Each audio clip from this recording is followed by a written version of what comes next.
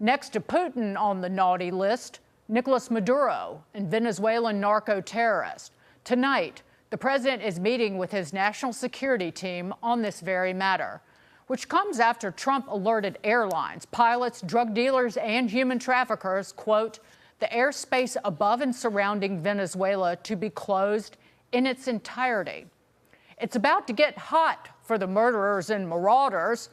The White House is being tight-lipped, but according to the Miami Herald, the Trump administration gave Maduro a pretty clear ultimatum as potential land operations loom. Leave or else. Here to discuss, Foreign Affairs Committee member, Congressman Bill Huizenga. Congressman Huizenga, great to see you. This meeting good to be with you. With President Trump and his national security team, what at best could we expect to hear or see out of it? Well, obviously, hopefully progress. The president had his conversation on Friday. Hopefully we've got assets on the ground that are able to tell us what kind of movement, what sort of actions are being taken place in Venezuela right now. Interestingly enough, earlier today I met with a minister, a pastor from Venezuela who has family back there and is actually in contact with Machado's team and the opposition. And everyone has a sense of something is going to happen, and very soon, just not sure what it is. And hopefully Maduro has gotten that message as well and has decided to do the right thing, which is to exit. What signs would you be looking for that he would exit?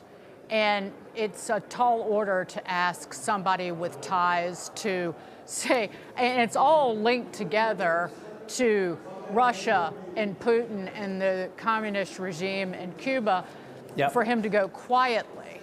But what signs are you watching for? Yeah, I guess that's part of the thing where we're going to see, because of the wider net, whether it's the Cubans that are guarding him and others, whether it's Russia that has had submarines off the coast, whether it's a number of these other indicators, would those things stop, or would there be some sort of chatter that's happening? This is where the human intelligence is certainly as important as the signals intelligence, getting a sense of what's going on. But I think those are the types of things that we need to be looking for.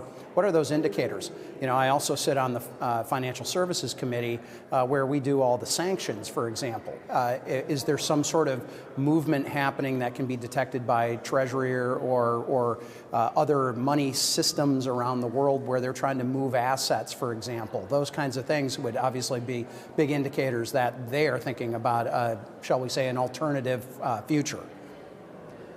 Congressman, because if you listen to the Democrats here in the United States, that they seem to be more focused on the Trump administration and the Secretary of War, yeah, and a call which the spokeswoman, Caroline Leavitt, today did comment on.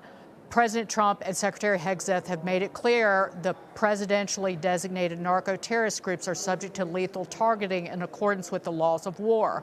With respect to the strikes in question on September 2nd, Secretary Hegseth authorized Admiral Bradley to conduct these kinetic strikes, directing the engagement to ensure the boat was destroyed, which would not be a war crime, and the threat to the U.S. was eliminated. But the Democrats seem to be more focused on, well, the president and his ability to effectuate national security and his agenda than Maduro and a narco-terrorist state.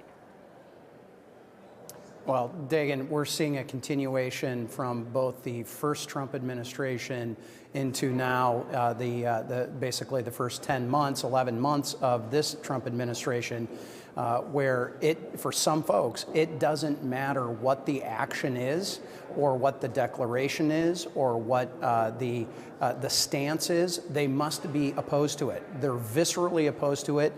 Oftentimes it's because their political base is viscerally opposed to it and to the president. And that's a terrible way of operating any kind of foreign policy, much less domestic policy.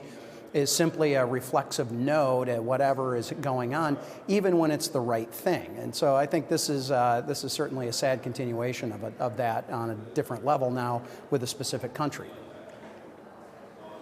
To broaden it out, because if you look at the tariffs and the use of the tariffs, even under IEEPA by the president, that goes to his ability to, as I said, effectuate national security, the national security priorities and agenda of the executive branch, which Larry Kudlow has talked about endlessly. This is the similar thing, because if the Democrats, and I'll name Senator Chris Van Hollen, they scream about possible war crimes, as the New York Post has written about, hoping to invoke the War Powers Act to prevent any U.S. further action. So it's about their own power rather than fighting an enemy.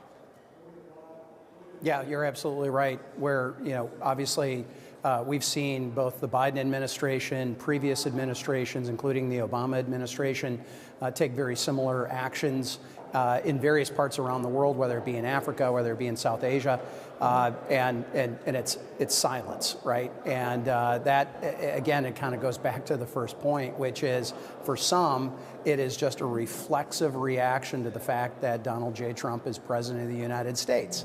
Now, they got to get over it. We've had the election. We need to keep moving forward, but some of those folks aren't interested in doing that. Congressman Bill Huizenga, great to see you, sir. Always. Hey, thanks for being here. here. Thanks, appreciate it.